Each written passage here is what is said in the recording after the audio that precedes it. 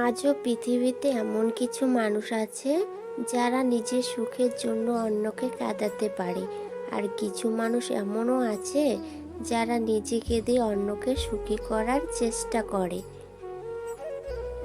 মানুষ যতটা সুখী হতে চায় সে ততটাই হতে পারে। সুখের কোনো পরিসীমা নেই। ইচ্ছে করলে সুখকে আমরা আকাশ অভিসারী করে তুলতে পারি। অন্য কারো সুখের কারণ হয়ে আপনি যে সুখের অনুভূতি পান সেটিকে সবচেয়ে বড় সুখ বলা হয়।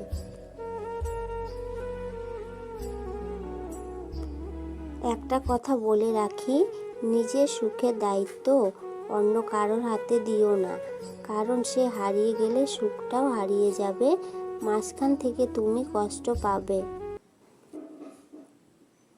আমি সবসময় নিজেকে সুখী ভাবি, কারণ আমি কখনো কারো কাছে কিছু প্রত্যাশা করি না। কারো কাছে কিছু প্রত্যাশা করাটা সবসময় দুঃখের কারণ হয়ে দাঁড়ায়।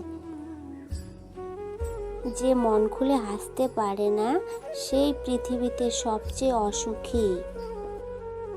যে সহজ সরল জীবনযাপন করে সুখ তার জন্য অত্যন্ত সুলভ্য।